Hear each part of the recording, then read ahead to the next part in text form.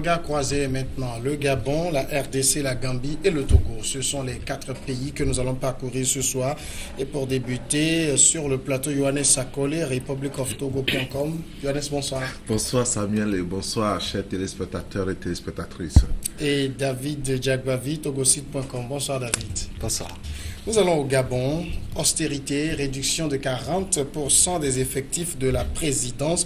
Le Gabon a décidé de mettre en place une politique de réduction drastique des dépenses publiques qui passe entre autres mesures par une baisse de 40% du nombre de fonctionnaires de la présidence de la République. Ces fonctionnaires sont donc renvoyés vers leur administration d'origine. Ajouté à ces mesures, il est désormais interdit de voyager en classe affaires pour les membres de cabinet ministériel, pour les hauts fonctionnaires en dehors des membres du gouvernement et assimilés, et l'interdiction d'acquérir des véhicules de plus de 30 millions de francs CFA dans toute l'administration et autres services publics. C'est véritablement pour le Gabon, Yohannes, un couperet qui tombe sur l'administration publique. Oui, exactement. Je pense que c'est quand même l'une des mesures que le gouvernement d'Ali Bongo vient de prendre, qui est quand même à saluer.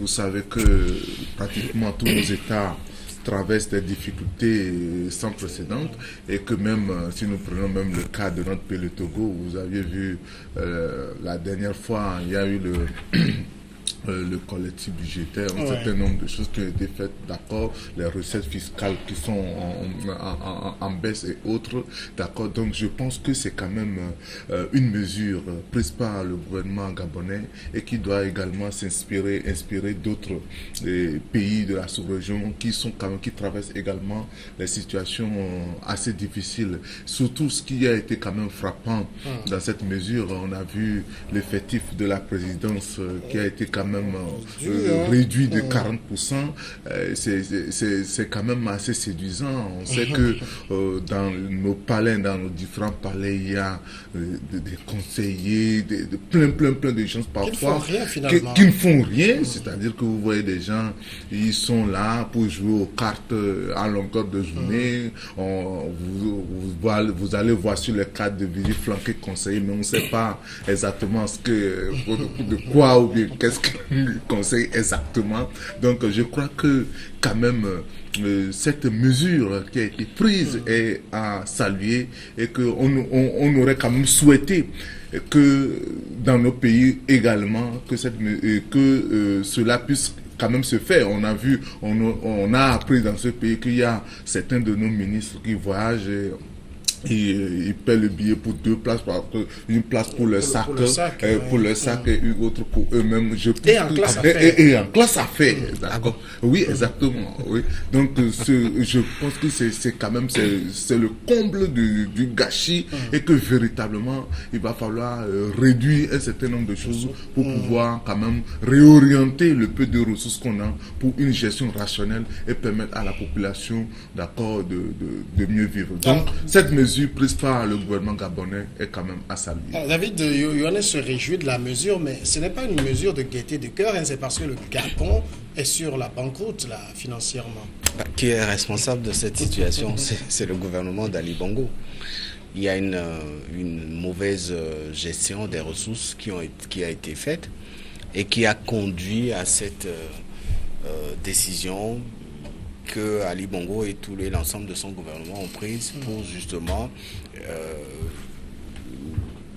relancer l'économie du pays. Alors, si le Gabon traverse cette situation aujourd'hui, la faute n'est pas à la population, mais c'est beaucoup plus aux gouvernants qui n'avaient peut-être pas bien fait les calculs ou qui se sont logés dans une certaine richesse dérisoire pour lesquelles ils font des dépenses sans compter, etc. Aujourd'hui, le constat a dégagé qu'il faut serrer la ceinture. Et je pense quand même, comme Akoli l'a dit, que cette décision, elle est salutaire d'abord, mais il faut l'accompagner d'actes pour véritablement sortir des résultats assez intéressants. Ça ne sert à rien de crier sur les médias qu'on a réduit l'effectif de 40% à la présidence ou qu'on a pris des décisions assez fortes pour donner un peu de souffle à l'économie et constater après que cela ne se fait pas. Ça va peser véritablement sur le panier de la ménagère quand on connaît un peu le niveau de vie des Gabonais aujourd'hui. Vous avez déjà vu qu'il y a des réactions qui se sont fait voir avec la centrale syndicale, la dynamique syndicale qui a appelé à la mobilisation. Donc aujourd'hui, le Gabon a pris, je dirais, une très bonne décision. Il faut que cela se fasse accompagner d'actes pour qu'on puisse véritablement surveiller ces dépenses. Comment pouvez-vous comprendre que à la présidence gabonaise, on dénombre plus d'une centaine de postes pour lesquels les gens ne répondent pas présents. Parce que voilà, tout le monde veut venir puiser dans le plat et donc tout le monde vient au boulot quand il veut à la fin du mois, il a son salaire et tout. Le président Ali Bongo a décidé de mettre fin à tout ça. Et il faut être assez fort pour pouvoir prendre cette décision. Parce qu'en face, il y aura risque de manifestations et de réactions qui seront pas du tout positives à l'endroit de cette décision-là. Alors, il y en a justement au niveau de la présidence, ce n'est pas que le Gabon seul. Dans la plupart des pays africains, on a un effectif qui est pléthorique. Comment on en arrive là? Mais je vous dis, vous allez, c'est inimaginable de voir ces nombreux chargés de mission, bon, sans aucune mission, hein, parce que ceux qui font véritablement le boulot, ils ne sont pas nombreux. Ça, c'est une réalité. Ceux qui font véritablement le boulot, ça veut dire que c'est juste une poignée. Mais vous allez voir des gens très nombreux sur le cadre de conseil du président, chargé de mission, mais on sait exactement quelle mission à laquelle ils sont chargés. Je pense que véritablement le coup d'épée quand même que le président Ali vient de lancer est très important, et cela doit inspirer les autres pays, parce que vous saviez que le palais, si vous prenez un peu la structure de nos budgets, vous allez voir que vraiment ça absorbe des ressources. D'accord, si on ne va pas quand même toucher l'institution, la présidence avec les voyages interminables qui ne finissent jamais, c'est bien, c'est la diplomatie, mais toutefois, ça absorbe autant de ressources, qui fait que ça pèse sur le budget national. Ça, c'est une réalité, parce que la grosse partie des ressources sont absorbées par là. Maintenant, et le peu qui reste, d'accord, est consacré au projet de développement, aussi qui n'arrive jamais à terme, faute de mobilisation de ressources suffisantes. Donc, je pense que cette mesure prise, ils ont même évoqué la masse salariale. C'est-à-dire qu'il y a des gens qui sont payés, d'accord, mais qui ne sont pas, peut-être qu'ils sont plus vivants et tout ça. C'est-à-dire qu'il faut auditer tout ça. Je crois que même dans notre pays, il faut faire un certain nombre d'audits.